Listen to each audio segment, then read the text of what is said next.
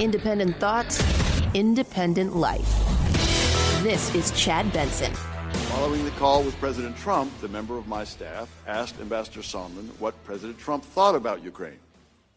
Ambassador Sondland responded that President Trump cares more about the investigations of Biden, which Giuliani was pressing for. Yeah, not a shock. I could believe that. Who wouldn't believe that? Well, are you sure, Chad? Like that would happen? Of course it would happen. Of course it would happen.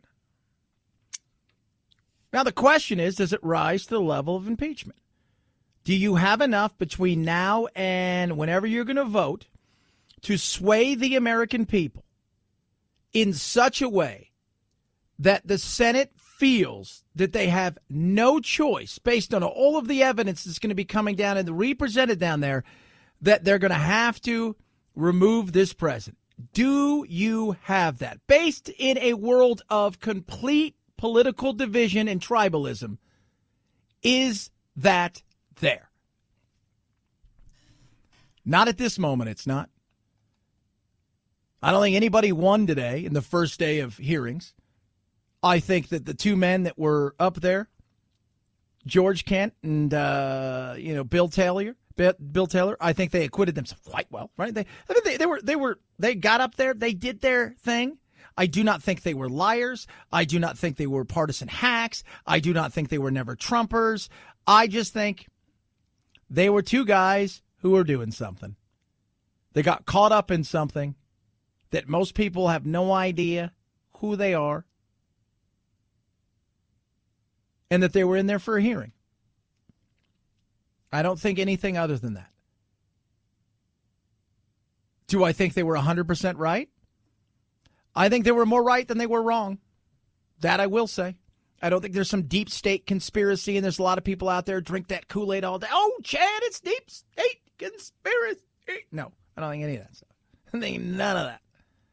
What I think was they got up there.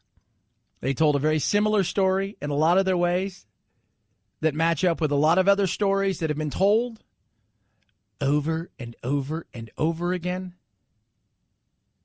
In saying all of that, does it rise to such a level? I don't know, because you do have a lot of he said. My recollection. For somebody like Bill Taylor, who took copious amounts of notes, there isn't. And their stories haven't changed, right? It's a great saying about a lie, right? If you tell the truth, what? You don't have to remember what you made up. But we're asking the question as they sell it to the American people. You're hearing this, American people. You're hearing this. This is why this guy needs to go, or this is why he should be staying, because it's all political. That's what it is. It's all political. And based on the fact that it's so political, they're trying to twist it in such a way because they want him gone, because they're still struggling with the fact that what? He won. And they can't get over it. And so they start talking deep state, and they sell their side of it, the GOP. The other side's like, hey, we love America. We're here to protect the Constitution, and this is great, and he's bad, and look at all the things he does. There's nothing personal against you, although they're not even saying that, which they should be doing. The witnesses deemed suitable for television by the Democrats were put through a closed-door audition process in a cult-like atmosphere in the basement of the Capitol, where Democrats conducted secret depositions, released a flood of misleading and one-sided leaks, and later selectively released transcripts in a highly staged manner. Which is true. Now, is the cult like? No. Did you guys show up when you were supposed to? No. There's a lot of things that they played this game, right? But they're trying to build it up. And you've got a guy in Adam Schiff who, he's a tough sell. I'm sorry. Right? He is a tough sell. Because he is so fervent in his disdain for Trump and wanting to remove him, and he's been at the front of everything, and it just feels like if Trump would have jaywalked, that to you would have been enough to get rid of him. And it's hard for that person to see anything other than he's a criminal and he needs to go, and I will figure it out. In his mind, and the New York Post had a great cover today. I threw it out there. You can check it out at Chad Benson Show on both Twitter and my Facebook. It just says, guilty. Now we just need to find a crime. And that's what it feels like when it comes to him. That's why I would have had somebody else sell this to the American people that didn't seem bitter and angry and just looking for something. I would have had somebody that could come up there and sell it to the American people in a way that I think they're really missing. Because here's the backlash the Democrats face, right? We know what the backlash could be potentially for the Republicans. That eventually it comes out more and more over the coming weeks that this is really bigger and uglier than people thought, and there's more things that are going to pop up, more calls, more stuff that we haven't seen, surprise this, surprise that, to the point where it gets ugly and he may have to be removed. We get that. Here's the ugly part for the Democrats, the backlash. You didn't do anything when you guys had a chance to get stuff done with infrastructure. What are you guys doing when it comes to immigration? Look at healthcare and the rising cost of healthcare. What are you doing with this, and this? USMCA, why is this not passed? What are the things that you could have been doing but weren't? I'll tell you this. I have a congressman who tells me all the time, we're working. He even said last night, Congressman David Schweiker said, I'm going to be doing, we're down working on like tax codes and budgets and stuff like that. And he goes, the problem is it's now at the point where when we have any of these committee meetings, they're so obsessed with what is happening that you can't get work done. I want to see all the information myself. I want to take it all in. I thought both these guys, they were credible. I think the Republicans tried to do what the Republicans were supposed to do, which was defend. Do you anticipate when we might vote on the ability to have the whistleblower in front of us, something you, the 435 members of Congress, you are the only member who knows who that individual is, and your staff is the only staff of any member of Congress who's had a chance to talk with that individual. We would like that opportunity. When might that happen in this proceeding today? First, as the gentleman knows, that's a false statement. I do not know the identity of the whistleblower, and I'm determined to make sure that identity is protected. As I said to Mr. Conaway, you will have an opportunity after the witnesses testify to make a motion to subpoena any witness and compel a vote. So they did what they did, right? They tried to control the narrative, hit back, say it was a bunch of baloney. Jim Jordan, I thought out of everybody today, held his own. So if he's going to get a pat on the head from the president, he's probably the only one. Everybody else did okay, but it wasn't like earth-shattering because we didn't really learn so much earth-shattering. All the stuff that was out there was just pretty much reconfirmed by two people. Today was more about the credibility of it than anything else. Right? And the credibility of the two guys that were up there today I think it was fair. I think it was very fair. I've talked to several people who are huge Trump supporters who said, look, you know what? They came across as very real and credible. I didn't get any like they're never Trumpers, liars type of people. But in saying all of that, none of it matters. Even if he's done something wrong. Even if he's done something wrong that rises to that level. Because of our tribalism, because of the disdain that we have, doesn't mean he's going to be removed. And I will say, some of the stuff that Taylor said today, it concerns me. It absolutely does. And the way that Trump, deployed Rudy and Rudy's nefarious characters that were hanging around with him and doing his business, I have some serious issues, as most of you should have. But we also have Trump derangement, drama, exhaustion. And that's something, too, where you get to the point where you're just so exhausted with all of the drama and all of the hair on fire and all of how bad he is and all of the 24-hour news cycles that just this is this and this, that at some point in time you're like, you know what? The American people are going to have a chance to speak next year. Maybe we're going to give them that chance and that this is all for naught. Feel free to tweet at me at Chad Benson Show, ChadBenson. Lightstream, baby. Holidays are here. Ho, ho, ho. And you're saying to yourself, man, I got credit card debt big time. I need to do something with it. I need to save some cash. Simple. Consolidate those high interest rate credit card balances to a lower rate and save with Lightstream. My friends over at Lightstream are ready to help you save big. How about this? The average person in America paying 20% APR. That's what those balances are. With Lightstream, you're going to get a rate as low as 5.95% APR with auto pay. Your rate is fixed, so it's not going to go up. There's no fees. You can even get your money as early as the same day and apply right from your phone. All you have to do is go to lightstream.com/Benson. But when you do, you're going to get a special interest rate discount on top of that. What is that again? lightstream.com/Benson. Subject to credit approval. Rate includes 0.50% auto pay discount. Terms and conditions apply. Offer subject to change without notice. Visit lightstream.com/Benson for more information. It's the Chad Benson Show.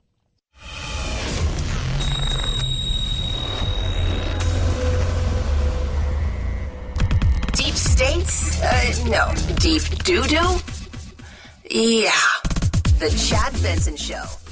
That this country gets put through that we have to waste this gentleman's time by even thinking about it, talking about it. I'd much rather focus on peace in the Middle East. And I hear that it's a hoax, and it's being played as a hoax. Trump today. Erdogan's here. Imagine that. Knock at your door. Who's that? We're busy. Who could that be? Did somebody order a pizza? Oh, hey, Erdogan, how are you? What are you doing here? Oh, yeah. Remember you told me I could come by? Oh, yeah. Well, I got the thing with the impeachment and, fighting with the Democrats and all this stuff. But you know what? No. We'll make this work. So he's here. So all of this stuff going on, you've got Erdogan here, who, of course, because of what took place in Syria. And, of course, he's really busy because he's like, I got to kill the Kurds, and I got to see President Trump, I got to kill the Kurds. So it's just a lot of stuff. To wonder what the press is going to do when Trump goes. Because eventually he's going to go, right? We can all agree on that, whether you like him, hate him, whatever. Eventually he's going to go. And I watch this, and I spoke earlier with a comedian, and she's pretty big, and we were joking about the fact that there's just this whole thing with the way that the media covers Trump is nuts. But I often wonder, like, what do you guys do after this? Like, where do you go from here? Because I know, like, Hillary would be something at least that, the Republicans would attack and you guys would have to semi-defend, but you probably wouldn't because, quite frankly, none of you really like. Did you guys hear Hillary? Did you guys, anybody hear? She's at the BBC. Here's Hillary Clinton. She's with the BBC. That's the British Broadcasting Corporation.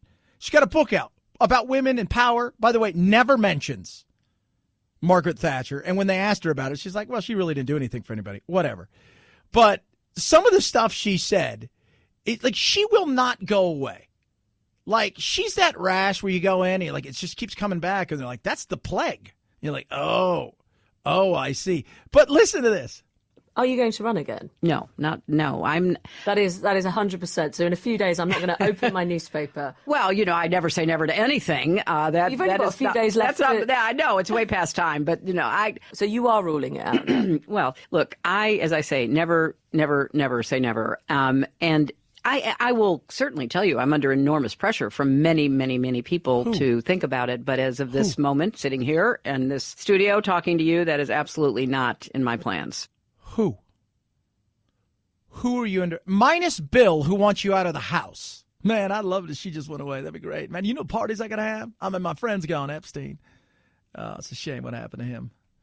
That was sad. You know, with his, the thing with his neck. I don't know. I don't know, man, but I'd love to have her out of the house. She drives me crazy. Minus that, who, the owl, is asking the question, who is asking you to run? Who is the one getting in your face going, you really need to run, Hillary? Who?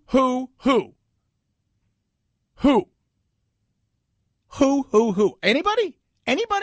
I'm going to keep speaking out. There are those who say, go away, don't say anything. And that's just not going to happen. Go into the woods with your dog. Yeah, exactly. And never come out. That is not going to happen. No, it is not. It is not going to happen. It is never going to happen. And a lot of those people are saying, go away. A lot of those people. A lot of them are Democrats who are saying, why isn't she going away? You don't need to be here. You're yesterday. You are that phone that nobody uses. You're not even a flip phone. You're a rotary phone. You need to go.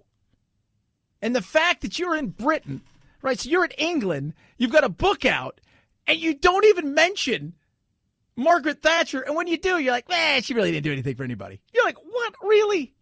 So women in power? Margaret Thatcher didn't do anything for anybody? The Thatch? She didn't look along with Reagan down at the Russians and said, pfft. She didn't take on a full establishment of real patriarchy. Right? Like real. Goodness me. But people are asking me all the time to run. Yeah, they're saying run. Just run. Just go that direction. Keep running. Eventually you're going to hit some water. Just keep on going. One of my best friends is uber Democrat. Wouldn't vote for her. Would vote against her to vote for Trump if Trump and her went at it again. Chad Benson Show. The Chad Benson Show.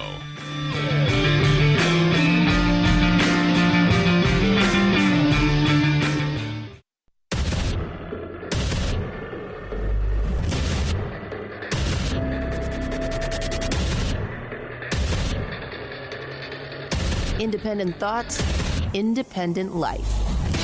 This is Chad Benson. You didn't listen on President Trump's call and President Zelensky's call? I did not. You've never talked with Chief of Staff Mulvaney? I never did. You never met the president? That's correct. You had 3 meetings again with Zelensky and it didn't come up. And 2 of those they had never heard about as far as I know. And President there was no reason for it. President Zelensky never made an announcement.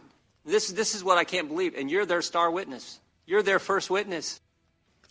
Yeah, you're it. Jim Jordan. He's the one that's going to get a pat on the head tonight. You did so good today, Jim. You're a good boy. You're a good boy. You're a good boy. Can't wait to fight for me. Jim always looks disheveled. If you guys ever see Jim Jordan, he's always got, he never wears a jacket, right? And he's always got his sleeves roll up and his glasses kind of down. His hair's kind of a mess. Good guy, though. I like Jim. A lot of people came after Jim with a bunch of other stuff. I like Jim, and I think he did okay there. And he was pointing out to Bill Taylor, who I don't think was lying about any of this stuff. Hey, you talked to Zelensky a couple times. He never brought any of this stuff up to you? Nah. You overheard a phone call? And in that phone call, somebody said, well, this is all based on this. I mean, all you have to do is give enough of plausibility that, yeah, maybe they're not, they heard stuff, but maybe it didn't rise to the level that they thought. Maybe it didn't. I don't know if it did or didn't, because I have not heard everything. You got this Yovanovitch lady, right, who they went after. And out of all of this stuff, I continue to say the same thing. And I'll continue to do it over and over again. When I listened today, I didn't think either of these guys were lying. I think there was definitely some stuff in there that makes me absolutely uncomfortable. And if you are so partisan that you can't see that, then that's sad on you. But at the same time, what I came away with is, Trump, you better figure out what you're going to do with Rudy. Rudy Giuliani is an issue for you. And I would be worried if I was him Not about these guys that are coming, because we kind of know what's coming. We'll find a few things out here and there, and there'll be some people that'll be put in their place where they thought maybe there was some other stuff. It comes to find out, But I'd be more worried about these guys that Rudy was hanging out with, these nefarious, shadowy characters, right, who don't seem to do anything but have a lot of cash, who are Ukrainian, who've all been arrested, who are running around with Rudy and doing stuff with Rudy. And then Trump's like, I don't even know these guys. And they're like, oh, is that the way you feel? Yeah, I'd like to talk now. That, to me, is an issue, right? I mean, if I was Trump, I'd call Hillary and go, how'd you guys kill Epstein? These guys are in jail. I'm just curious. I know we got bad blood, but Chad, that's not very nice. I'm just throwing it out there is all. Oh, my goodness me. Christmas is almost upon us. There's a store in London that I've been to on many occasions that is amazing, that if you ever go to this store, if you ever go to London and you happen to go in Christmas time, it's incredible, right? It's like one of those old-timey stores you would see in like a New York City, but it's in London and it's been around forever and a day. But it is not for the poor, and that includes Santa Claus. You're a mean one, Mr. Grinch. At one London department store, Santa has little time for the poor kids. Good. The luxury department store Harrod's opening a Swarovski-sponsored Christmas grotto where children can visit the jolly old elf. But the store announcing that only the children of families that have spent $2,500 or more this year will be able to visit Santa. If not, ho, ho, ho. Following backlash, Harrods will now reportedly allow 160 children from lower-spending families to visit Santa, but 96% of the time slots will still go towards those big spenders. Oh, why? Because he's probably like the best Santa you've ever seen. He's Father Christmas. Right, that's what they call him, Father Christmas. And I bet he's just awesome. Right? There's just like, they don't want riffraff. And Harrods is not for riffraff. There's no riffraff at Harrods. They don't want riffraff. It used to be, and it's changed since then, like, you can't go in there in, like, shorts and a T-shirt and tennis shoes. You had to dress up to go into Harrods. This was one of those things. Used to be a collared shirt. I mean, this is, yeah. So, no, they do not want riffraff. Well, it's not very nice. Santa wouldn't be that way. How do you know how Santa would be, right? How do you know? He's always watching you. Maybe he's saying, you know what? Maybe he's looking at the GOP and the Democrats and going, you know what? You guys are totally both on my naughty list. The guy at the White House is always on my naughty list, but he got so much money he can buy whatever the hell he wants. But you guys, you two, no. You guys are getting a lump of coal, and you're lucky it's just coal in your stockings this year. At Chad Benson Show is my Twitter. Feel free to tweet at me. Some of you are tweeting in. Some of you are happy. Some of you are angry by some of the things I said today. And this, again, goes to the fact that 70+% of people, 70+% of people buy into what they already believe, and none of these hearings are going to make a dent, right? Somebody just tweeted at me, at Chad Benson, Super Show Chad. Biden, hashtag threat to hold back military aid to Ukraine. It was a quid pro quo to get rid of the prosecutor. But here's the thing, and I'm going to say this again about the whole Biden thing. Biden wasn't the only one. The GOP wanted him gone. The IMF wanted that guy, the prosecutor, gone because he was corrupt. He was a serious issue. And from the time they made, quote unquote, that call to the time the guy was removed was months. And they had stopped investigating Burisma and any of those, other things that they were supposed to be investigating. They never did because this guy was nothing but corruption. They said, boom, they did it right then and there. No, actually, I think it was like 4 months before the guy was finally gone. I think they did that in December, and it was March before the guy was removed. And the IMF and the Republicans here in America, yes, these guys, same guys fighting today, they actually sent a letter saying, we want this guy removed. removed. Well, yeah, but Hunter Biden what? He used his dad's name. Everybody would, right? The only person who's never used his dad's name is Emilio Estevez. He's it, right? But he still got in the door. Like, everybody knew who he was. If you don't know that, Charlie Sheen and, the Sheens, that's Emilio's one of them. Just, maybe Nicolas Cage, because his real name is what, Nicholas Coppola? And he gets into stuff because of his sweet acting abilities. How he still gets movies is beyond me, but it is what it is. But yeah, that happened. Right now, look, here's something for you guys, right? I want you guys to understand this. For those of you out there who think, oh, Hunter Biden should testify, should do all of these kind of things. Here's something for you. Our energy secretary, Rick Perry, just quit, right? He resigned. But not before some of his biggest backers landed huge deals in the Ukraine, actually paying less to the Ukraine than others would have. You don't find that a little bit? That's why people give money. That's why people become backers. It's ugly. It's incestuous. It is what it is. Do I like what Hunter Biden did? No. Do I understand that it goes on every single day? Absolutely. 110%. Do I think Trump is trying to break down what took place with Rick Perry and all those people? No.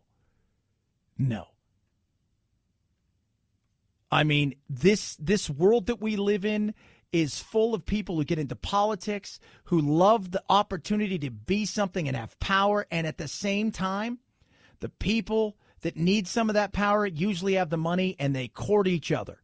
You want some of what I got, which is money. I want some of what you got, which is power. Ooh, we'll trade some of that stuff. Ugly as it may be, it's real. 323-538-2423. At Chad Benson Show is your Twitter. You can tweet at us. Love hearing from all of you. It's the Chad Benson Show.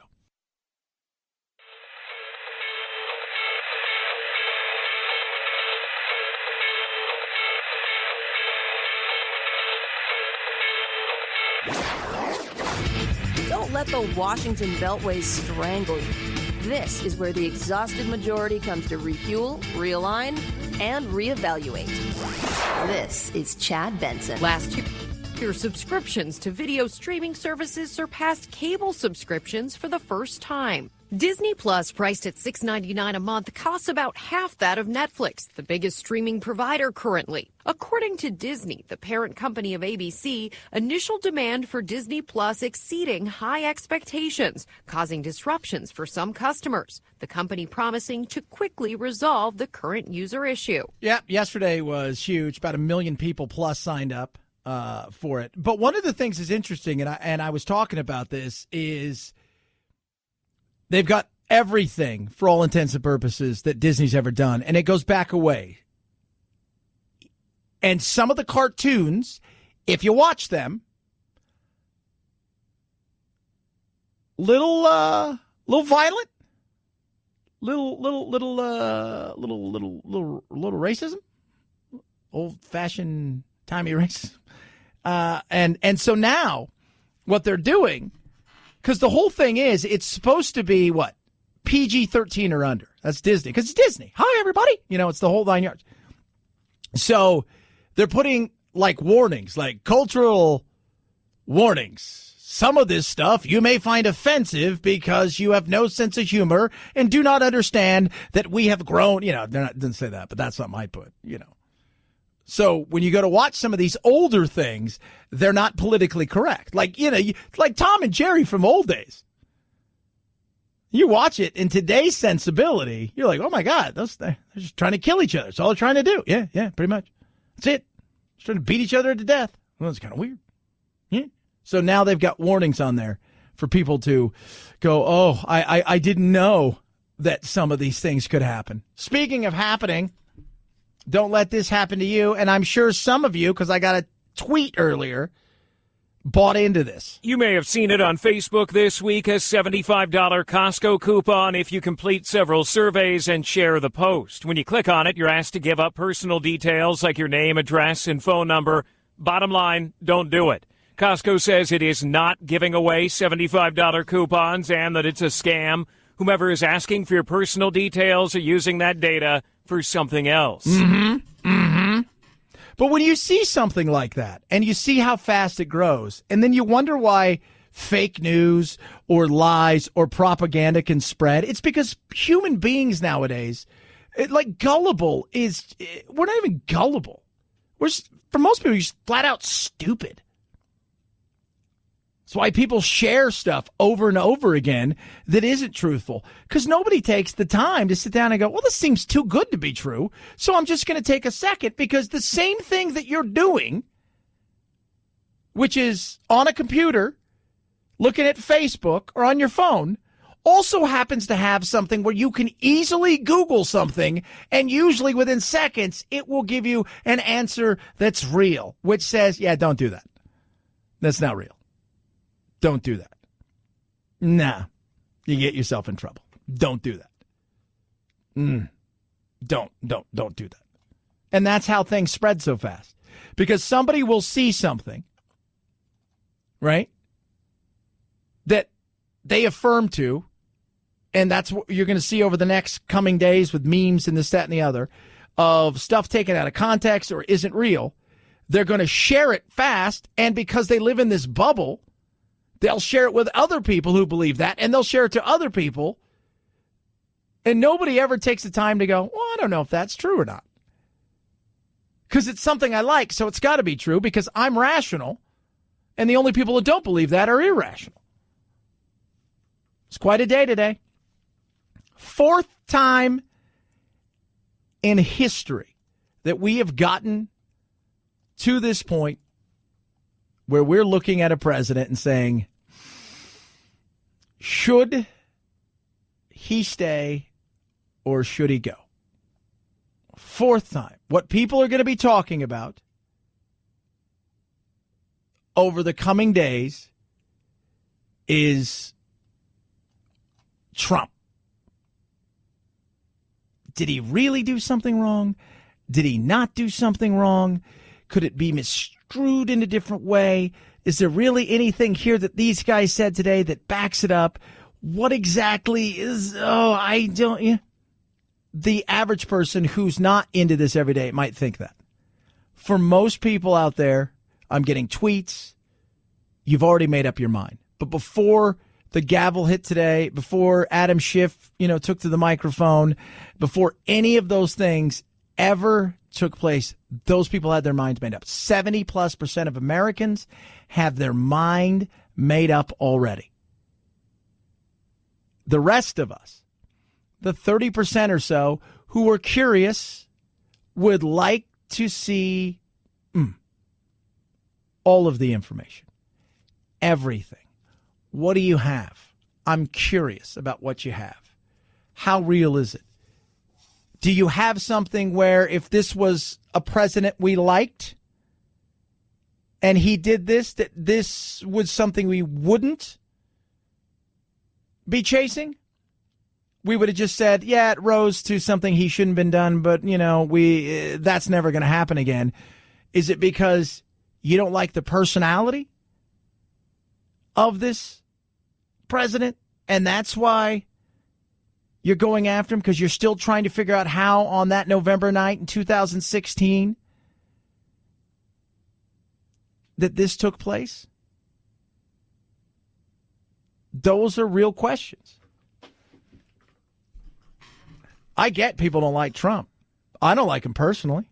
He makes me laugh sometimes. I like some of his actions. I can compartmentalize a lot of things where other people can't. Right? Trust me, I get blowback. I say I'm not really a fan of how he acts and the way he is, and I get huge blowback. Right? But I can look at him compared to somebody like Jimmy Carter and say, I like what you're doing. I don't like all the antics. I don't like all the chaos. That's just me. Other people do. I understand why people like you. I get it. And I could look at Jimmy Carter and go, what a wonderful human being. What an awful president. What an awful, awful, awful president. But what came out of today was I looked up, I saw two guys who I thought were genuine. And George Kent and Bill Taylor. I don't think they at all told lies. I don't think at all, in any way, shape, or form, said anything that they didn't believe and that they hadn't thoroughly gone through and written down. They were as above board as possible. But does it mean that what they did today was so damaging to the president? I don't know about that, because I think we're so divided that truth right now is probably the most unwelcomed thing on either side, because we can't see past our political divide of red and blue at all. So in the end, we'll have more of these, and then eventually there may come a vote, and then we'll get a trial in the Senate. In saying all of that stuff, at this point in time, while I'm uncomfortable with a lot of the stuff that's gone on and Rudy and stuff like that, the reality is I just don't see him going anywhere anytime soon. So next November, it'll probably be on again. 323-538-2423. At Chad Benson Show is your Twitter. It's the Chad Benson Show. This is the Chad Benson Show.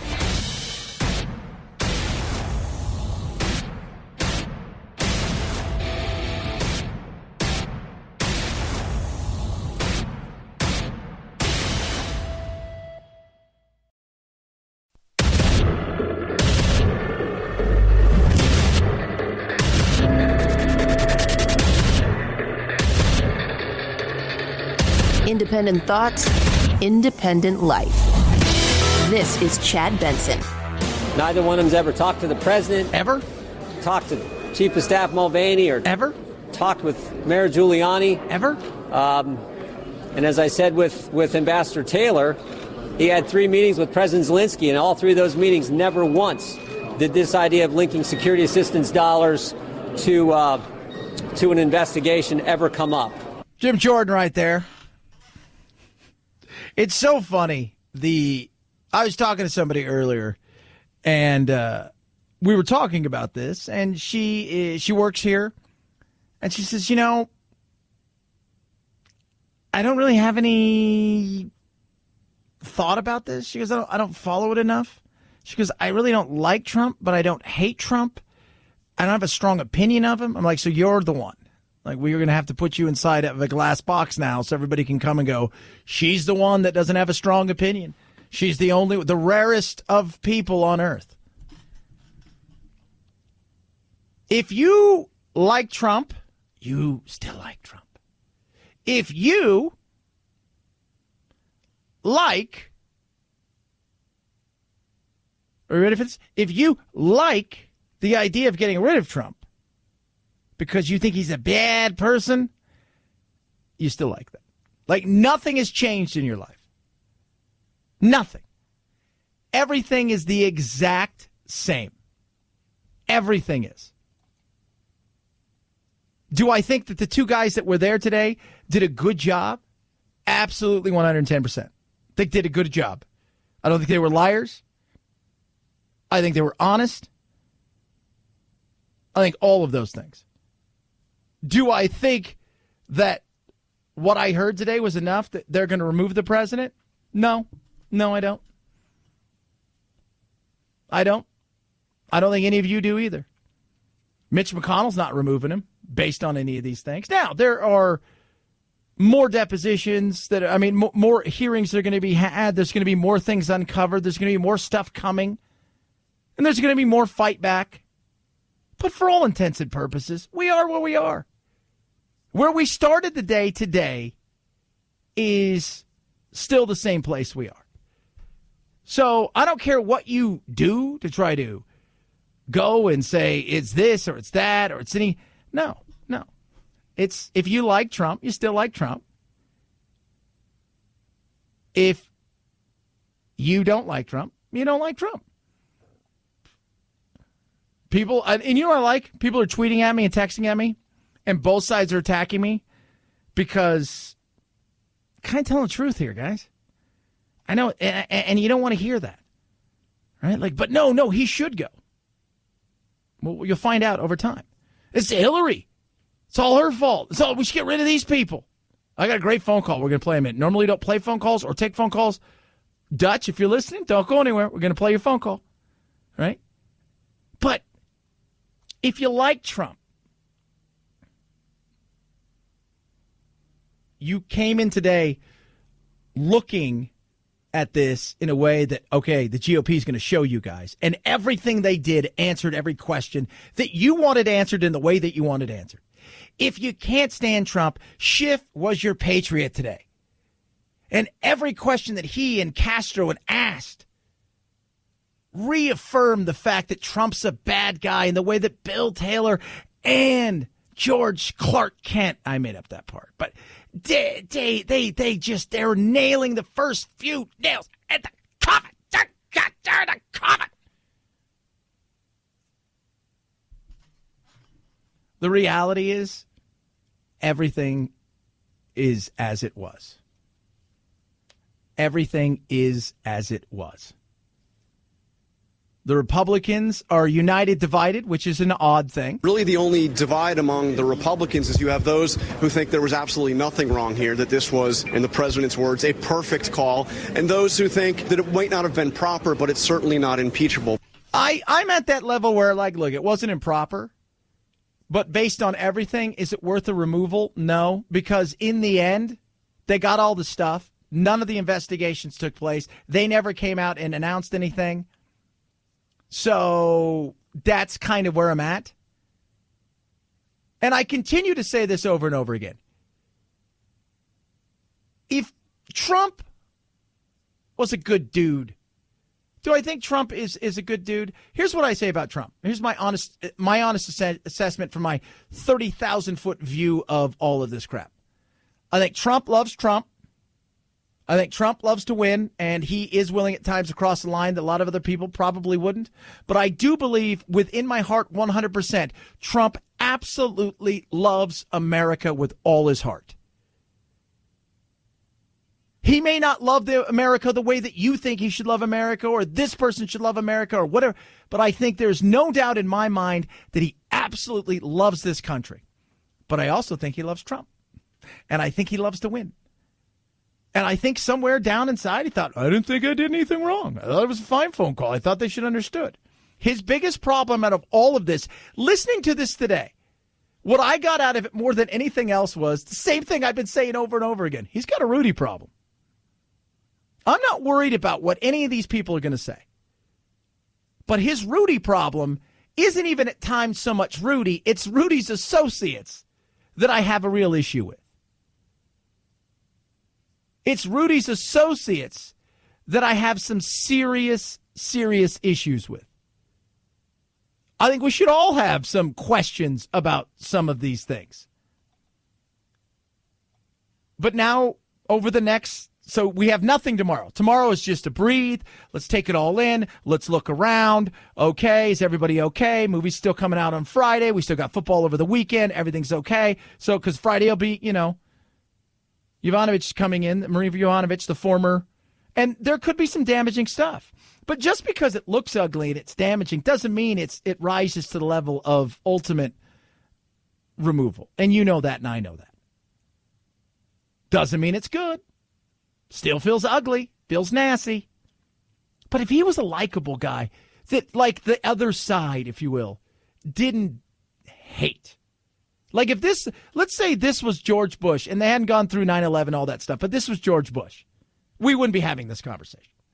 But because it's Trump, and with Trump, he evokes emotion and he evokes disdain or love for most of the people, you get this. For a lot of Americans, they've heard about President Trump and Ukraine. This is a process. How did we get here is the question. And today, for the first time, after hearing about all this, Americans become a nation of jurors, and they'll get a chance to hear witnesses and judge them for themselves. There you go.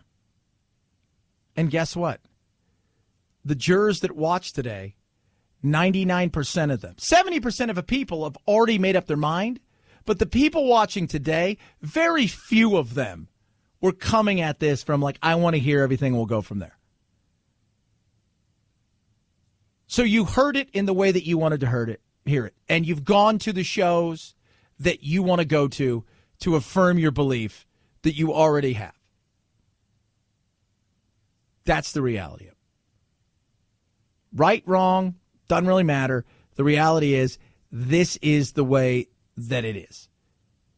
Over the coming, Friday, and then I think there's the next 2 weeks, there's going to be 4 each week. So like Tuesday, Wednesday, Thursday, and maybe a Friday, and they might do a couple in one day kind of thing, that you're going to have 8 other people that are going to come, people you've never heard of, bit players that'll be on a Wikipedia page about what took place at this time. But if you think this was sold to the American people today that he's got to go, I don't care. You're fooling yourself, because Trump's support didn't shrink today. It doubled down. And those double down people will hold the Republicans responsible if they do go against him. He ain't going anywhere. He isn't. He isn't. Now, if he needed to go somewhere and people were honest with themselves and didn't have a cult of personality and love with Trump kind of scenario where, oh my God, and they were honest and they looked up and they went through all of these days and there was stuff there and they believe, hey, constitutionally, as much as I may like Trump, but the Constitution trumps Trump, if you will, and he maybe should go, then, hey, that's a good conversation to have. But because we're so blinded and we're so partisan and this gap is getting bigger and bigger and everybody's digging in because we take everything personally when it comes to politics. I don't. Somebody asked me today, what if Trump was forced out of office? What would you do? I'm like, the same thing I do every day. I like talk to my kids and love on them, and I'd play with my lizards, and I'd come to work every day and we talk about it and the world would go on and da-da-da-da, because I don't take it personal. That's where I think the Democrats are missing completely. And part of that is because the guy who's selling you something is something that even most Democrat people have a tough time buying anything from that guy. Because he passed activists. I mean, he passed activists a long time ago. Now he's just a deranged, I'm coming for you, Trump. Don't try to sell me you're a patriot. I don't buy into that, Adam Schiff. Sorry. 323-538-2423 at Chad Benson Show is your Twitter. A lot of stuff to get to today. Disney, touch a little bit more about that and their disclaimer, if you will. Will anybody give him a tryout for real? I think it's a fair question to ask. And I'll tell you why one guy who is now standing for the anthem may be his path back into the NFL, at least getting a shot in the NFL. 323-538-2423 at Chad Benson Show is your Twitter. You can tweet at us. Love hearing from you. Wounded Paw is an amazing organization who I love. 20 veterans a day. 20 veterans a day on average commit suicide. That is insane. 1 is too many. 20 is a tragedy. And hundreds and thousands and millions of dogs a year are being euthanized. What Wounded Paw does is it connects our furry best friends with our nation's heroes. It rescues dogs that would be euthanized. Ernesto does over there at Wounded Paw. And they train them. People are like, you can't do that. That's a shelter dog. Shelter dogs. No. They can, and they do. They rescue them. They train them. And get ready for this, kids. They then get them to our veterans, our first responders, and their families. They need your help, though. Their motto is to save a paw is to save a life, and they mean it. Now, what they're looking for is any unwanted vehicle. If it flies, if it floats, if it dries, it doesn't, they'll take it. You get a great tax-deductible gift. They also take cash. But miracles don't come cheap. Check everything out for yourself at woundedpawproject.org. That's woundedpawproject.org, or call 844-678-4729 or woundedpawproject.org. Chad Benson Show.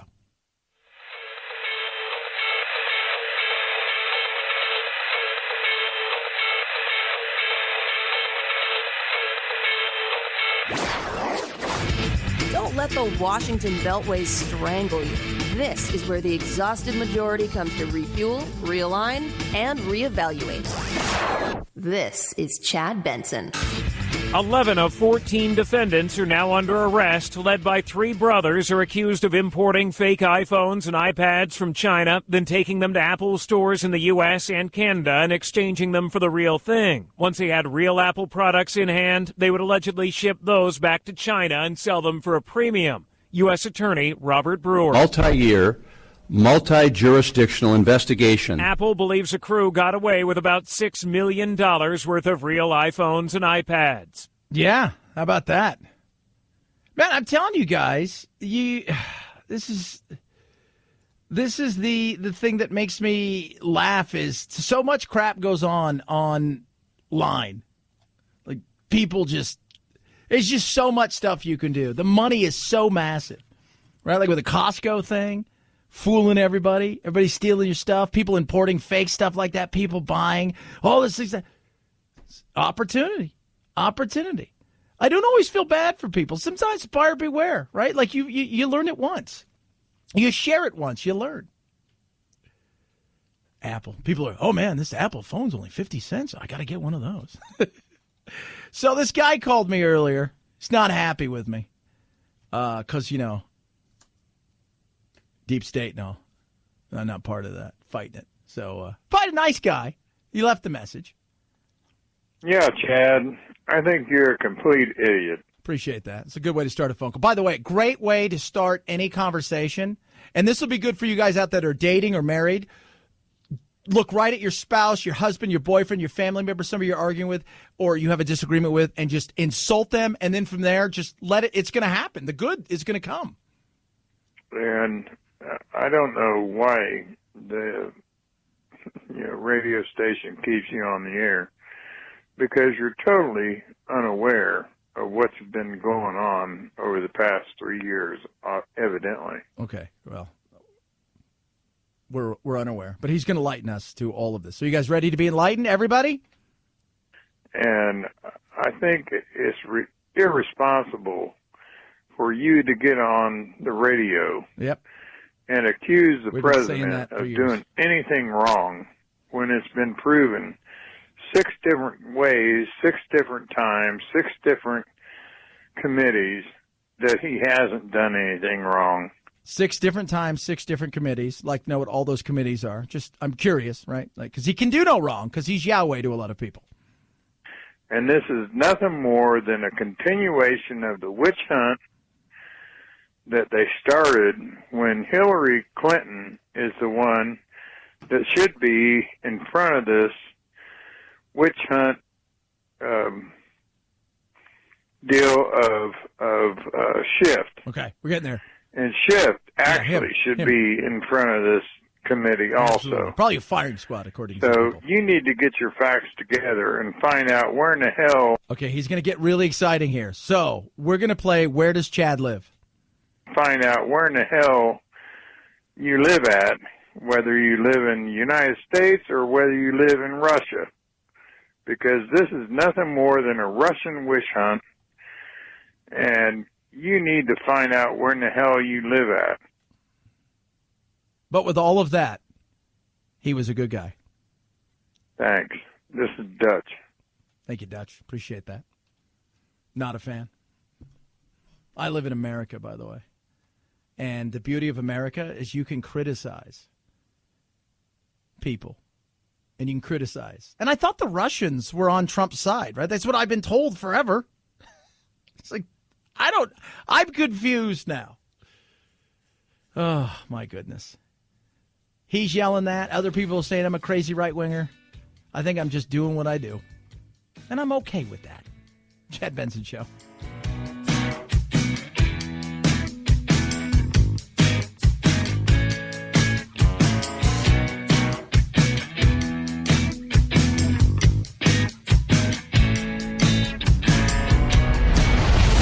The Chad Benson Show.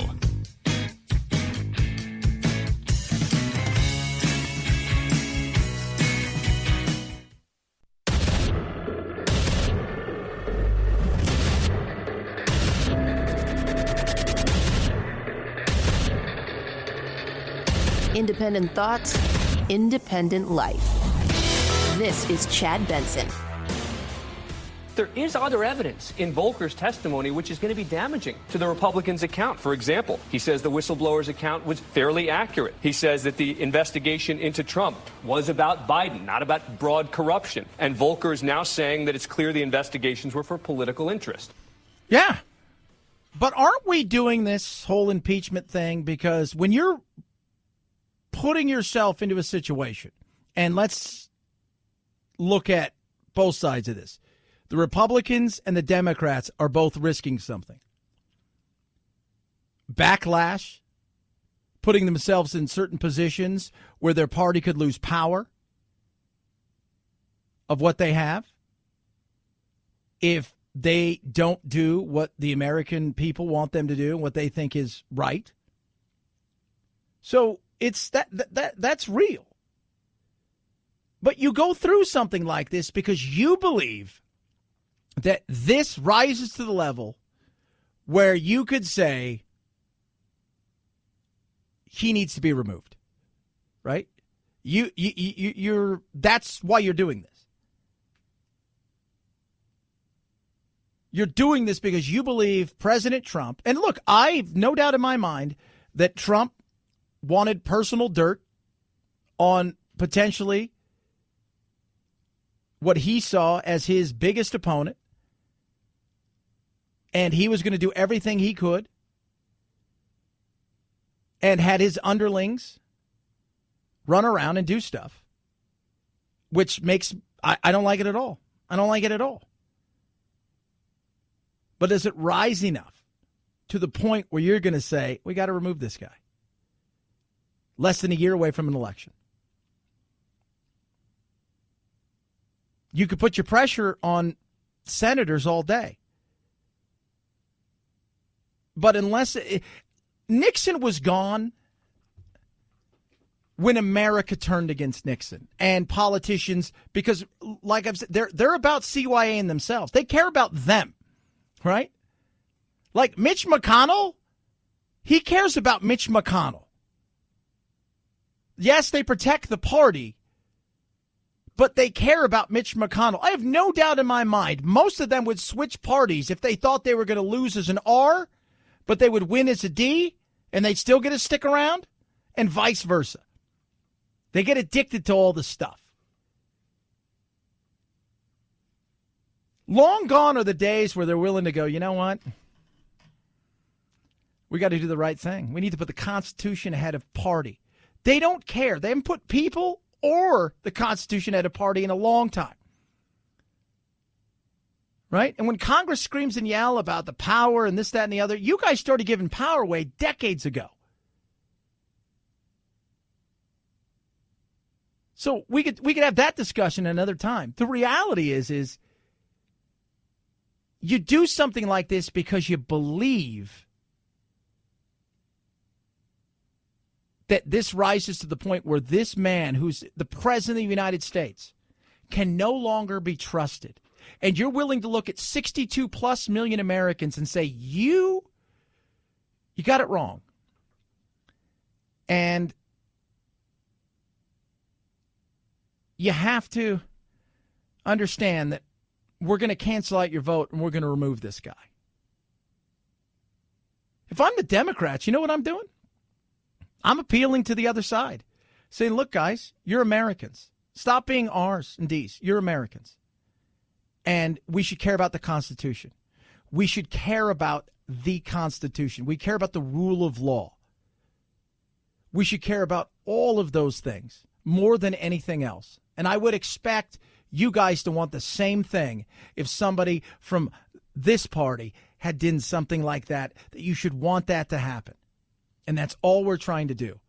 We're trying to secure our world in a way where we had these constitutions, these rules set up. But because of our fracture here, and because of our tribalism, we're just looking at it and going, nee, and that doesn't get anywhere. It doesn't get us anywhere. So they can fight and they can argue and they can do all of these things. And they go, we got a new phone call and we got this and we got that.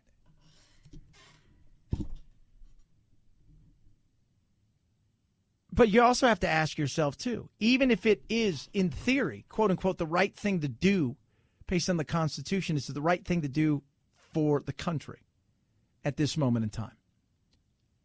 Because sometimes you look around and go, are we going to do so much damage? Are we going to become so fractured that repairing it in this lifetime may not happen? You have to ask yourself. You have to weigh all of those things. I want to do the right thing. I want to hear everybody out. What I saw today, I'm not going to lie to you, I have serious questions. I believe what these guys were saying? Absolutely. I don't think Bill Taylor is a liar. I don't think George Kent is a liar. Can it be interpreted in different ways? Yes, some of their stuff can be. And everything is always open to interpretation when you're getting things secondhand, but they're also dealing with firsthand knowledge, and that's why I continue to tell people it's not about said phone call. It's about all of the other things that led up to said phone call. Meaning the guy, Trump, wasn't going to take the call from the other guy, Zelensky, unless there was an understanding along the way that these things had to happen. But Trump still took the phone call, still gave the money, and still there was no investigation or announcement of it. So then you're like, yeah.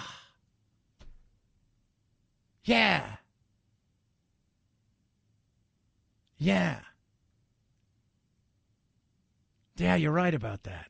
And with none of those things, I don't know. But this was historic today. And this is the fourth time this has happened in our history. It's amazing. What do you think about it? I was in Europe when this happened last time. I was living over there. I was working the radio over there, and I did a lot of stuff inside of the radio stations, because they were asking me about so much of this stuff, and trying to get in the significance of these things. They've become a little bit more like us in places like England, in the way that they've got their guy Boris over there, Johnson, doing his things, kind of very Trump-esque in a lot of stuff, but very much an entertainer. But this is a different thing. This is a historic thing. I want to see it out.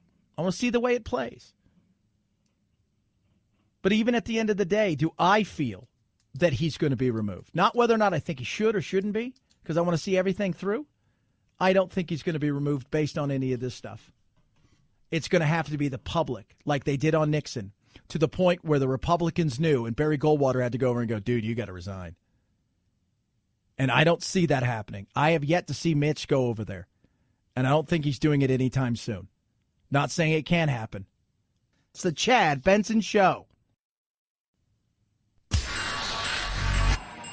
But at this moment in time, I don't see that happening. Just don't. Yes, I worked out today. Chad big time, straight. Text the show 323-538-2423. That's 323-538-CHAD. Someone has to do it. Might as well be you. The Chad Benson Show.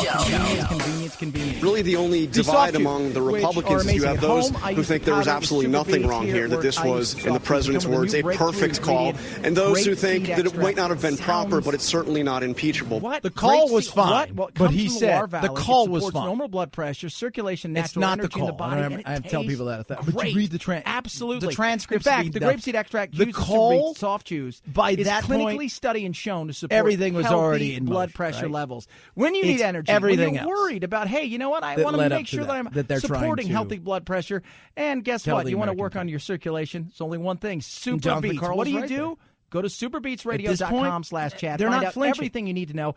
Plus, right now, you buy two Remember bags, the whole thing with Nixon, how long it took to get to the point where superbeatsradio.com/chat. Because the politicians, trust me, if America's /chat. It just said, look, we don't think you should impeach him, not over that, the 10 minutes and all that stuff missing, and all. If that stayed the same, and the American people were in a position where there were still 60% of the people on board with keeping him as president, Barry Goldwater would have never wandered over there and said, you got to go. He would have never done it. But when it gets to the point where the pressure's so overwhelming, where 6 or 8 or 9 out of 10 phone calls that you're getting in your offices and tweets at you, and you can tell that even people that were once, on your side are starting to now slowly but surely shift or then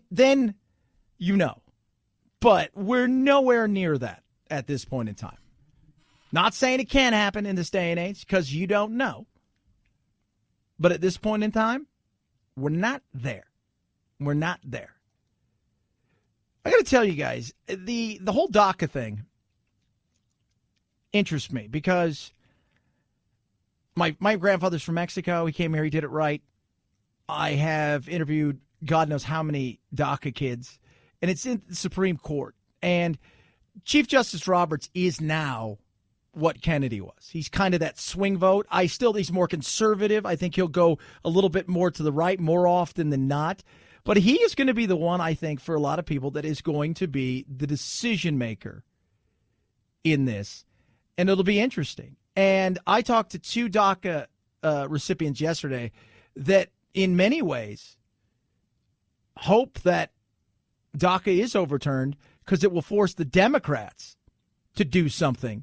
Because they felt, especially after Trump offered like $1.7 million rather than the $700,000 so he can get his money for his wall, and they still turned it down, that the politics of this may force them eventually to do something which is given a little bit to Trump, which, while they'll hate doing that, could be a win for them because they don't want DACA. They want the DREAM Act. This will come down to Chief Justice, who was the swing vote in the census case. In that case, he sided with the liberal justices and said, President Trump didn't quite adequately explain this decision, therefore we send it back. But he sided with the Trump administration in the travel ban case, another immigration discretionary policy case. So this one, the DACA case, falls kind of smack dab in the middle. All eyes are on Chief Justice Roberts. He didn't show a lot of his hand. No. And a lot of other ones did. The conservatives were in the questioning yesterday at SCOTUS, they were asking a lot of questions that really led you to believe that you know where they're going. But he was very kind of, don't ask this and this, but my questions aren't going to have you go anywhere. And remember, the whole thing with Obamacare and this, that, and the other, to me, I look at him and I say, he gets it, right? I think he tries to, and for a lot of people it's hard, he tries to leave his partiality. He wants to be as impartial as possible. And I think that's what I want, right? I mean, the whole thing is when you look at justice, it's supposed to be blind, right? But you and I both know that's not true. And now, based on how important the courts are, that's why I continue to say that Trump's legacy may not be any of these things, right? He could go on for another 5 years and preside over a massive growth and de-nuking, North Korea, which won't happen. But, I mean, he could do all of those things. And he may get 1-2 more appointments to the Supreme Court, which will change for potentially a generation or two how the laws are shaped and how they're looked at. That, to me, that's legacy building. Everything else is... But that here, at least on our shores, in our world, is massive, is huge. Big time. And you see it. And that's why so many people were there yesterday. And as far as DACA, I think there's a lot of, and Trump did what Trump does in his tweet yesterday. He says, they're not very young anymore, and some of them aren't angels, they're hardened criminals, but if it goes against them, we should work with the Democrats and find a way to make sure they stay here. You can't be a criminal in this. Not saying that, criminals don't slip into certain things. You can't have God knows how many people. I hear all kinds of numbers because you and I both know that happens. But a majority of them aren't. They've been educated here through no fault of their own. They came here. They do add value, and this is their home. Do I think that they should jump to the front of the line? I do not. Do I think they should have a path? I do. Do I think that their parents and the people that brought them here should have the opportunity? No. And I think with common sense immigration reform and the right way of doing things, you could settle a lot of this. But when you have such craziness that we have nowadays where, Ronald Reagan said the greatest thing, we can get so much further if nobody cares about who gets the credit. But now, even if something is good for America, if the other side does it, the R or the D thinks they've lost. And you can't, that's first and foremost. And I told this to a politician the other night. I said, dude, you're an American first. I called him dude because we're pals. I said, dude, you're American first. Right? Period. You're an American first. I don't care about anything else. I don't care about any you're an American first. And that's something you need to realize. And he goes, no, too often, yeah, you're right. We have this situation where our belief is we're the party first. No, you're an American first. That's it. Let's change pace. Did you see? I was talking about, so over the weekend, I have a 9-year-old son, and he used a regular phone for the first time, and it was just like, he showed me a newspaper, like, oh my, have you ever seen one of these? They brought a girl on Ellen. I don't know if you guys saw this, but it just shows you the hilarity. They had her try to read a map and then fold a map. And she couldn't fold a map, but let's be real. How many of us just stuff it in there we get frustrated with? But then they gave her a yellow book and told her to try to find like a muffler, like golden muffler or something. She had troubles with it. And then they wanted her to use a rotary phone. And so she did the rotary phone, but she didn't pick up the thing. It was hilarious. And that is totally the generational world that we live in, right? My son used a regular phone and not a rotary phone. We're in a hotel. He used a regular phone, and he was like, oh, my God. Like, how did you live? Like I said, it feels the same way that I guess I looked at the Waltons when I used to watch them as a kid, right? Or even Little House on the Prairie. You think you're right. How did those people live? We live just fine, thank you very much. Chad Benson Show.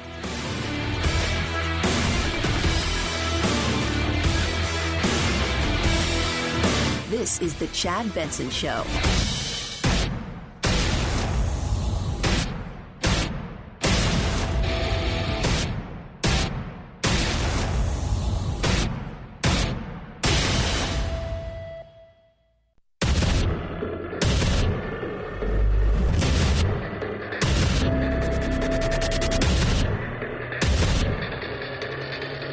Independent thoughts, independent life. This is Chad Benson. By mid-July, it was becoming clear to me that the meeting President Zelensky wanted was conditioned on the investigations of Burisma and alleged Ukrainian interference in the 2016 U.S. elections. It was also clear that this condition was driven by the irregular policy channel I had come to understand was guided by Mr. Giuliani. Are you guys sold yet? Have you said to yourself, wow, what I believed was all a lie? You're not sold? Why not? Because your mind was made up before any of this stuff happened today. Sound bites are fine. The fighting is fine. The arguing is fine. But for all intents and purposes, your mind was made up. And we'll get the sound bites that are fun. Devin Nunes. What we will witness today is a televised theatrical performance staged by the Democrats. Right on. Ambassador Taylor and Mr. Kent, I'd like to welcome you here.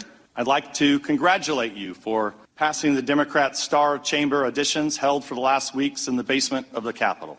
It seems you agreed, witting or unwittingly, to participate in a drama. But the main performance, the Russia hoax, has ended, and you've been cast in the low-rent Ukrainian sequel. Democrats doing what Democrats do, Republicans doing what Republicans do, and at the end of the day, did America win any of this? Have you learned something? Have you learned anything new that would, even for a second, change your mind? I don't think so. Watching these two guys today, I do not believe they are liars. I do not believe they have they interpreted everything? No, because you're leaving it open to interpretation. So there's enough doubt there that if this was a court of law and you're going to have jurors sitting there, probably going, your assumption or your it's no, we can't go with that. But do I think they're lying? No. Do I think Trump has a problem? A little bit. And it's a little problem in the sense that he's tiny, and that's Rudy Giuliani. He's a big problem, though. And the people he associated with have serious issues. I said from jump, Rudy Giuliani is a real problem. He's associated with people. He's going out doing the bidding, quote unquote, for the American people when really it's for the betterment of the president. And there's nothing wrong with people going out and finding dirt on candidates because that's what we've become in this country. We are no longer about, let me tell you how good my ideas are and how much better they are than this person's ideas. Now it's like, hey, I got a great idea. Go find out if they suck. And if they do, we'll bring that and we'll use that. Find out all the nastiness you can find out. There's zero problems with him doing that.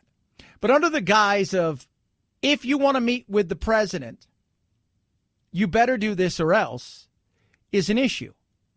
Because Trump would be benefiting from it personally. A lot of people have been tweeting at me. You can do the same thing. Love, hate. I'm totally fine with it. Let's just be cordial. At Chad Benson Show. If you're doing it for yourself, that's an issue. Well, what about Biden? If you listen to that Biden clip, right? You go back to that Biden clip, the whole thing about, essentially their William Barr, who was corrupt. Because Ukraine is one of the most corrupt nations on the planet. They're trying to fix that. Part of corruption isn't just in politics. Corruption is everywhere. It's like if you ever go down to Mexico, and my grandfather's from Mexico, he was born and raised, so we used to go down there all the time, back before the cartels really became what they are. Paying off a federale was just something you did. Even now, I mean, where I live in Arizona, when I come out of my house, if I make a right and go a certain direction, I hop on a freeway and I go into the studio and do stuff. If I make a left, about 2.5 hours or so away is the coast, and I could be at a place where, guess what? It's Mexico. It's beautiful. It's incredible. But if you go look up Rocky Point, all the things, they all say the same thing. Make sure you take cash. Got to pay the federales. Make sure you take cash. Got to make sure you pay the federales. Make sure. That's corruption across the board. And it's that way with everything in the Ukraine. I had a couple buddies who played professional soccer there. It's exactly what it is. Everybody's got a gig. Everybody's got a thing. Everybody's got a little bit of something. And it goes all the way from the oligarchs down to the person who's peddling something on the street. Everybody's running something. So it is ingrained in them. So when they wanted this guy out, Biden wanted this guy out. Biden said, we got him kicked out. First of all, the guy that they wanted to get rid of, their William Barr, their AG, who was supposed to be fighting corruption, wasn't. Guess what happened to him? He didn't leave for months until after that. It wasn't like they fired him on the spot. Secondly, it wasn't just Obama, right? It wasn't. The GOP had sent letters. The IMF, International Monetary, they had sent letters. They wanted him gone. People around the globe were putting pressure on the Ukraine because the Ukraine is a vital part of what we're doing over there because it's geopolitical and Russia's trying to expand and they're trying to build back to being more Soviet style in a lot of ways with their tentacles than that. And when they annexed Crimea and the whole 9 yards, we should have been doing more. And yes, I'm not going to pretend like, Trump didn't, Trump knew what he was doing. So the betterment of himself and using the American might to help him, I have a problem with that. And anybody who believes in the Constitution, you have a problem with that as well. Do I think it rises to the level of it's time to get rid of this guy? No. And that's where it became political because you're on the umpteenth time that you've been trying to get rid of this guy. And after a while, people are tired of it. They're bored with it, right? The Ukraine thing. Then before that, we had the Russia thing. And before that, and what's going to be next? Screw high crimes and misdemeanor. How about high drama? Because that's all this seems to be anymore. And the Democrats have somebody who's in front of all of this, who is the poster boy of somebody who cannot stand him. And he's the worst person to be selling this to the American people. Zelensky thanks Trump for his support in the area of defense and says that Ukraine is ready to purchase more Javelins, an anti-tank weapon that was among the most important deterrents of further Russian military action. Trump's immediate response: I would like you to do us a favor, though. Yeah. We know what that favor was, so let's not pretend. But they got everything. They got their money, the whole 9 yards. And it's no longer about the transcript and the phone call. You're Trump. Look at the phone call. Look at the transcript. Greatest phone call ever. Maybe the greatest phone call in the history of phone calls. Just get rid of phones. It's about everything else that led up to that is what they're going to do. That's why they're using bribery and extortion. They're changing all that. That's what they're trying to do. That's what they're trying to do. But even though one of my friends is pretty progressive. She jokes all the time. She goes, I'm not as progressive as I used to be. That's for sure. She says, even if he did do some of these, at this point in time, is this what we really need? Is it really is this what America really needs? With us being 11 months away pretty much from an election. Are we ready for this?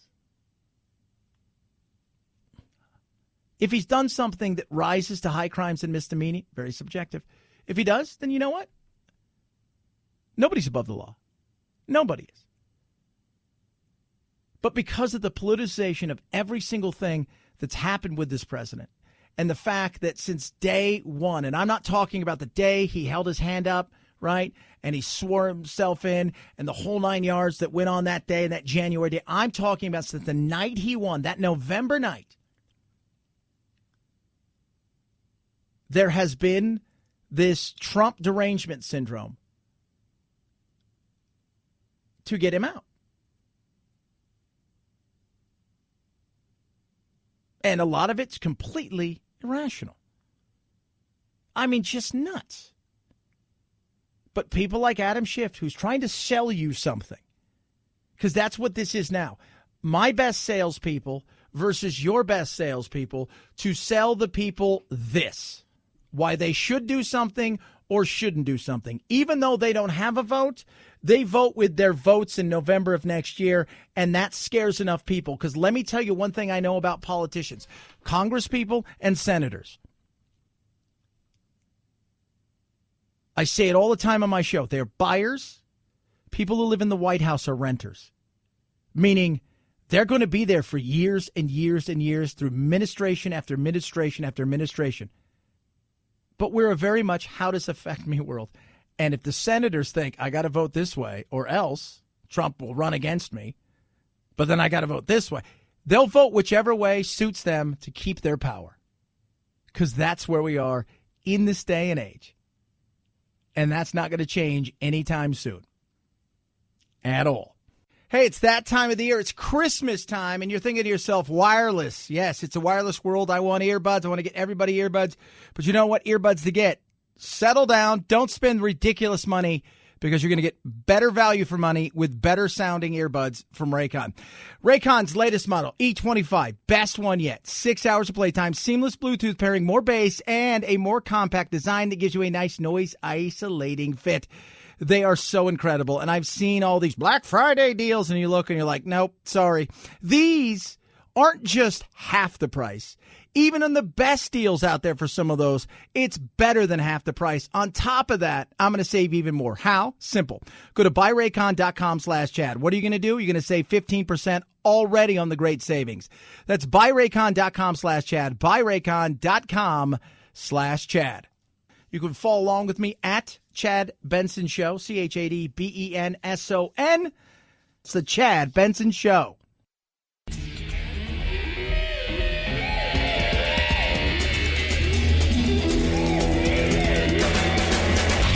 You go, boy. This isn't about right or left. This is just about right and wrong. Right you are, Chad. The Chad Benson Show.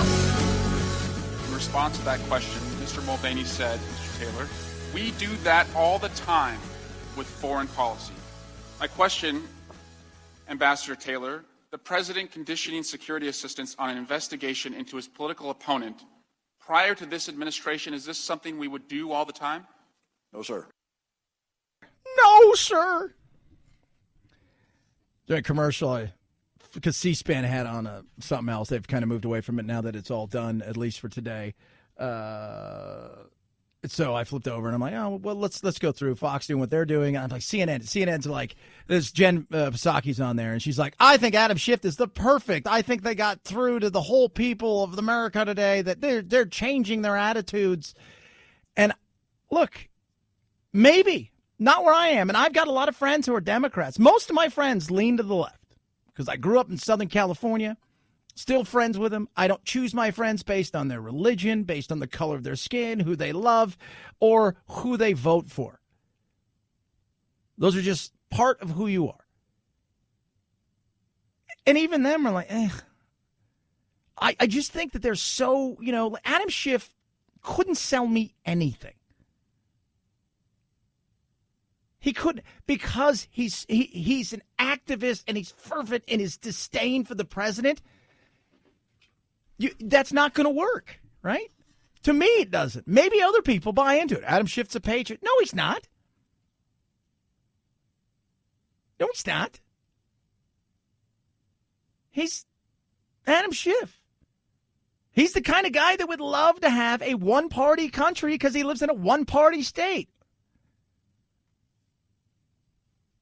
He's not the guy. I've said it all along. I'd have found somebody else. Somebody who is quiet.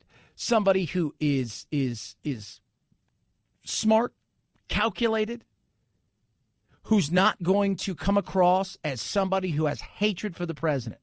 Rather, somebody who is, while they may have a D by their name, they want to get to the bottom of a story to find out if it does take you to a place where a crime has been committed to the point where there's a removal of the president, not starting with the sentence of removing the president, and now we just have to find the crime. I don't think anything's changed, and no matter how these people feel, right, on all these talking head shows, most of you have made up your mind. How many of you today, you can tweet at me, at Chad Benson Show. Text me as well if you'd like to, 323-538-CHAD, 323-538-2423. It's a text line. Did your mind change at all today? Or do you feel this whole thing is a witch hunt? Or you feel this whole thing's set up to fail because the Republicans control the place that could get him removed, and they just refuse to do it? I don't know how many people have changed their minds. I'm very open-minded. And if Trump has done something wrong, and I don't think look, you're not going to convince me if you're on the right side of the aisle that he has done everything above board, because I don't buy any of that. I don't buy any of that. Do I think he wanted to make sure and pressure them? Absolutely. Do I think it rises to the point where we're going to remove him? That's a stretch for me. That's a big stretch for me. It is. Now, along the way, we could find other things out. It's possible. You know it and I know it. If we're honest with ourselves. Could be something else out there. We don't know. But how many people are honest with themselves? Because remember this. For many people listening, you change your mind, you feel it's a personal thing. You feel that you did something wrong. Because we've wrapped ourselves up in this world of, I am who I vote for. And so that's my belief. And if you challenge my belief, I take it personal. I asked my mom, I said, when the whole thing went down with Nixon and he had to go, she goes, I was disappointed. I go, but did you take it personally? She goes, no. That's the thing we have now. Is this who I vote for also represents who I am. And that's why we're at the point we're so tribal, where most people hang out with people of their own belief. And that's not always a good thing. I'll be honest with you. That's not always a good thing. And as human beings, we're going to be tribal, right? Like, we're going to be tribal in a lot of ways. But we're at the point now where, like, for so many people, the left You hang out with you, the right hangs out with the right, and everything else is wrong, and everybody takes everything personal. Follow along with me at Chad Benson Show. It's the Chad Benson Show. The Chad Benson Show.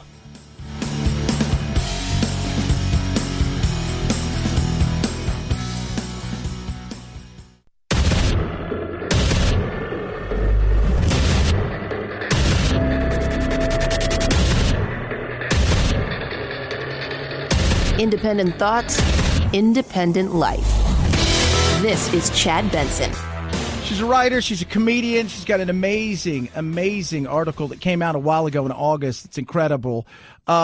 She's fun. And I said we need to have her on the show, especially on a day like today that's insane. Bridget Fedesi joins us. And the battle cry of the politically homeless, anybody with a moderate look and with a brain, we got nothing, Bridget. We got nothing to go to. And it just frustrates the hell out of me. And all I have to do is watch a little bit of this goat rodeo today and think to myself, does anybody care? What's funny is I was just saying on Twitter, can we just fast forward to the part where everyone still believes what they already believe? Nobody's mind's going to be changed by any of this today. No. I mean, I talk to Trump supporters, man. He could literally kill anything, and they don't care. And at the same time, Trump could cure cancer and walk on water, and everybody could have a job, and the left still wants him gone because they think he's a horrible human being. Nothing's going to change. But us, I call ourselves the exhausted majority, where there's more of us than anybody else, but we don't have the bully pulpit. Yeah, that's what they called us in that study that they did, the exhausted majority. And I feel like it's with, people always talk about Trump derangement syndrome. And I always say there are two strains of it. And you kind of perfectly just demonstrated them, basically. And the people who think that Trump did everything, he can walk on water. And that's the MAGA strain, and the resistance strain, which is that everything is his fault. And somehow magically they can turn everything about him. And they did a poll, I think I was reading yesterday, and 73% of Americans who are even paying attention to the impeachment have pretty much already made up their mind. Yeah. And they know where this is going, but they're still doing it. And that frustrates, I think, a lot of people. I was talking to a congressman yesterday. He's like, I said, are you going to be watching this? He's no. He's like, I've got to work on a bunch of other things, like trying to figure out how we're going to get rid of this debt and all of this other stuff. He goes, the problem is everybody inside of that room only cares about what's going on outside of there. So in theory, even though they say they're working, they're not getting anything done, Bridget. Right. I know. It's political theater. It's good. It's good for ratings. I mean, as much as the media claims to hate Trump, I'm like, do you hate Trump though? I mean, when the ratings have never been higher for all of these people. And no. It's just clicks and retweets, and now the impeachment's on 24/7. And you know what makes me laugh though is one of these things where I always say to all the people in the media, so what happens when Trump goes away, Bridget? Like, because when he goes away, like, you're funny, I'm talented, you're talented, we're funny, we're fine. We were funny before, we'll be funny after, we'll be entertaining before. But when all of, like, what's Wolf Blitzer going to do? What's Hannity and all of them going to do when Trump goes away, and then you've got Pence or something like that?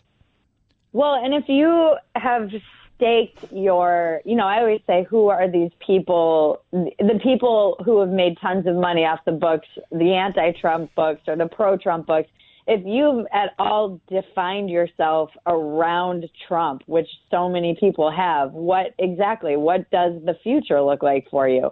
And I'm a solution-oriented person, so I can sit here kind of like the joke is that I'm like captain of the fence riding team as the voice of the exhausted majority, and as you clearly are. And I don't know what we do. So I'm always like, okay, what's the solution? So we mobilize the middle to what? Yeah. Well, the problem is there's nobody that is in the middle, Bridget, who speaks in a sense that they're in the political sphere, that are actually handling business and trying to bridge the gap and saying, stop being an asshat over here, stop being a clown over here. We need to come together, get stuff done. And that's part of the problem is we don't seem to have our true voice in somebody who is a leader. We don't have our Trump, and that's the issue. And most of us are stuck between, I got to choose this or I got to choose that. I like some of the stuff Trump does. I don't like some of the stuff Trump does because I'm not part of a cult. And that's the problem. Right. And at the end of the day, most people have to choose because it's this forced binary. So I always get called out for at the end of the day. And what I've kind of noticed from talking to people in the middle, many of them, they see what Trump is doing. Somehow the left manages to be crazier than Trump, which is amazing to me because people see what's happening on the right as perhaps, concerning about the foundation of our democracy. But then people see the reaction or the overreaction on the left and talking about the foundations of gender even or things like that. And they see Trump as something that's limited time. And the stuff on the left is more insidious and corrosive to our very democracy and institutions. Yeah, absolutely. Talking to Bridget Fedesi, she's an author. She's a comic. You check her out on YouTube and all the things you do, and of course on Twitter. It's funny you talk about that, and I always tell my friends who are uber progressive because I don't live in that weird bubble. I'm sure just like you. I mean, you do comedy, you do all kinds of things. The reality is, I mix with some of my best friends are super progressives and they're uber conservatives, and I can talk to them. And I always tell my friends on the left when they do stuff like it's not he or she, it could be they, it can be this, and men can have periods. I look at them and say, this is why Trump. You want to do stuff? Yeah. This is why Trump. This is what the reaction is. This is why Trump. They don't want to hear that, though. That makes you a bigot. Yeah, of course. If you say that is a bigoted perspective, even if it's a pretty common sense response to have. And I was on a live show, with Daryl Hammond this past weekend. It's going to be a regular thing at the Improv where we do this kind of roundtable, and they were interviewing me and asked me, I wrote another piece, an open letter to the Democratic Party about how I was born a very blue blood Yankee liberal, and now I'm a registered independent, and how did the Democrats lose my vote? But more importantly, why don't they care? And they were saying, what's the stuff that is losing voters like you? And I just said it. I was like, the gender stuff. And you could hear a pin drop. It was like dead silence. And I wasn't sure if people were mad or if they were just legitimately afraid to agree in front of their friends who were there. The culture of fear around that kind of ideology is so intense. It's crazy. It is. You know what? And you said it right there. It's. I always laugh because I think people clap at certain situations because they think, oh, this is politically the correct thing to do, even though they don't agree with it whatsoever.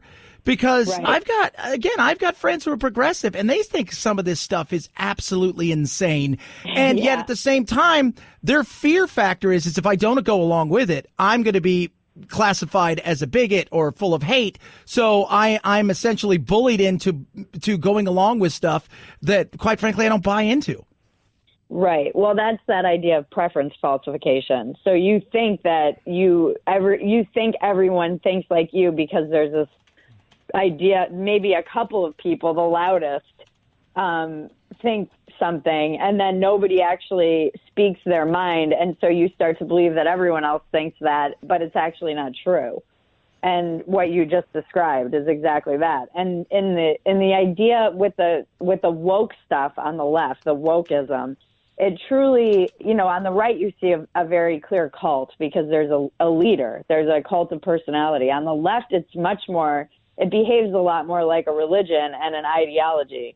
And people, in these situations, generally apostasy is even worse than the heretic. So they're going to come after somebody like me who left the religion even harder than somebody than the infidel. Yeah. Yeah. Well, absolutely. Totally. Talking to Bridget.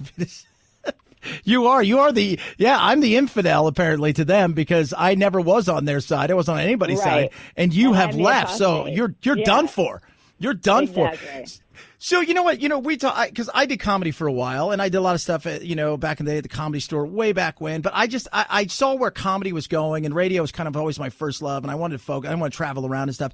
And I look at it nowadays, and I'm thinking, man, I feel like, much like with even when I talk about Howard, like Howard Stern couldn't happen today. He can be, but he couldn't happen. And I look at comedy and I think to myself, Dave Chappelle can get away with something that even Shane Gillis, who has a monicum of fame and some followers, couldn't get away with. That's insane, right. Bridge. I mean, in this day and age, how do people make a way, especially when you take on subjects that are funny and people should laugh, but they're afraid to laugh? So this is I wrote a piece about this actually called Comedy's Last Stand about exactly this, and talked about how these comedians are going against the ideology. They're taking it apart and dismantling it, which is what comedians should do.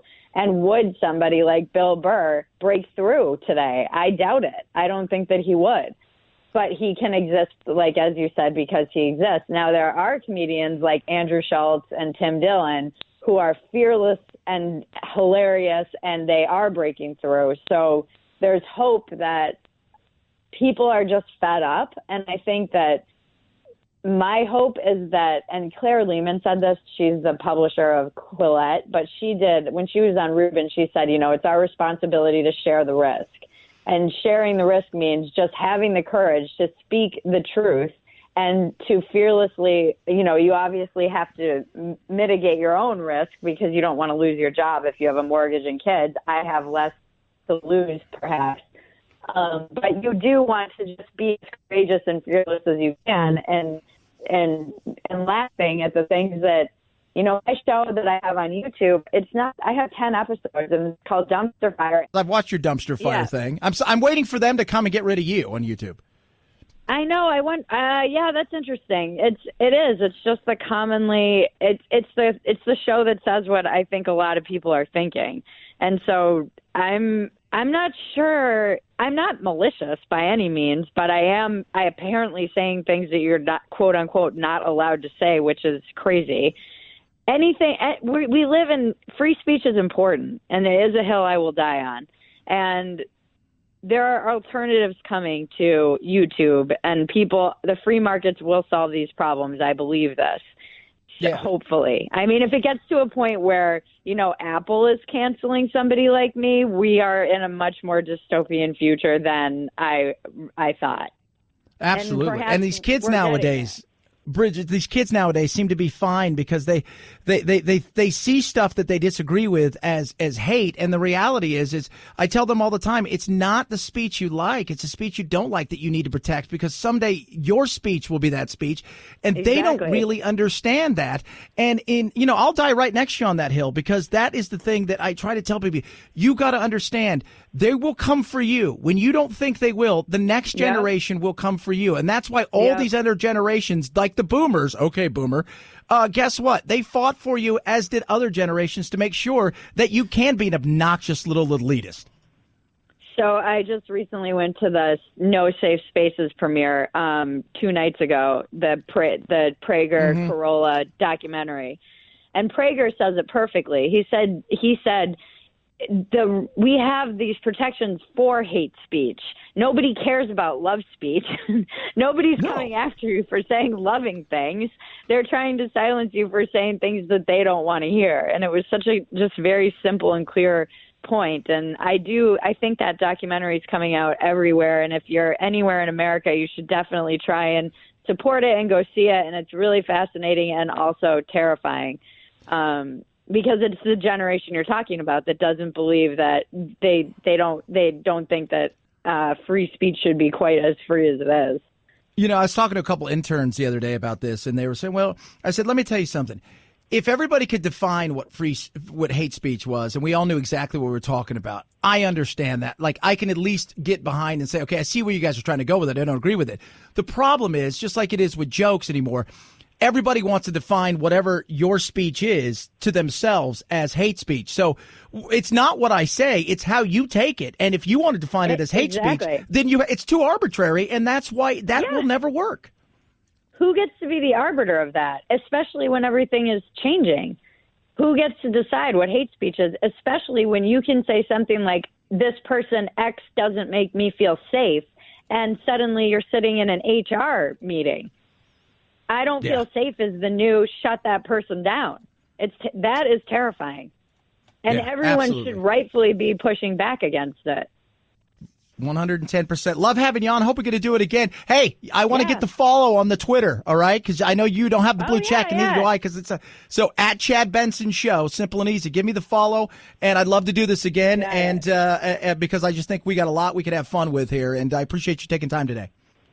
All right. Thank you so much for having me, Chad. Thanks so much.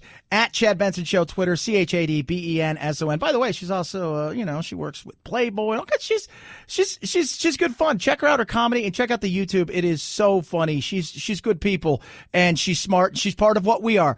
We're independent mind, free thinkers. We can compartmentalize, and my God, we need more voices like that in the world, because I think there's more of us than them. It's the Chad Benson Show.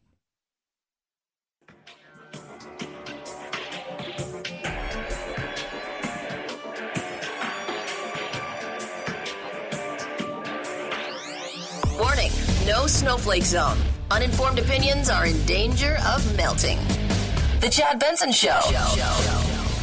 Last year, subscriptions to video streaming services surpassed cable subscriptions for the first time. Disney Plus, priced at $6.99 a month, costs about half that of Netflix, the biggest streaming provider currently. According to Disney, the parent company of ABC, initial demand for Disney Plus exceeding high expectations, causing disruptions for some customers. The company promising to quickly resolve the current user issue. Yeah, yesterday was huge. About 1 million people plus signed up for it. But one of the things that's interesting, and I was talking about this, is they've got everything, for all intents and purposes, that Disney's ever done, and it goes back a way. And some of the cartoons, if you watch them, little violent, little racism, old-fashioned timey racism, and so now what they're doing. Because the whole thing is, it's supposed to be, what, PG-13 or under. That's Disney. Because it's Disney. Hi, everybody. It's the whole 9 yards. So now they've got warnings on there for people to go, oh, I didn't know that some of these things could happen. Speaking of happening, don't let this happen to you. And I'm sure some of you, because I got a tweet earlier, bought into this. You may have seen it on Facebook this week, a $75 Costco coupon if you complete several surveys and share the post. When you click on it, you're asked to give up personal details like your name, address, and phone number. Bottom line, don't do it. Costco says it is not giving away $75 coupons and that it's a scam. Whomever is asking for your personal details are using that data for something else. But when you see something like that and you see how fast it grows, and then you wonder why fake news or lies or propaganda can spread, it's because human beings nowadays, gullible is, we're not even gullible. For most people, you're just flat out stupid. That's why people share stuff over and over again that isn't truthful, because nobody takes the time to sit down and go, well, this seems too good to be true, so I'm just going to take a second, because the same thing that you're doing, which is on a computer, looking at Facebook or on your phone, also happens to have something where you can easily Google something, and usually within seconds, it will give you an answer that's real, which says, yeah, don't do that. That's not real. Don't do that. Nah. You get yourself in trouble. Don't do that. 323-538-2423. At Chad Benson Show is your Twitter. It's the Chad Benson Show.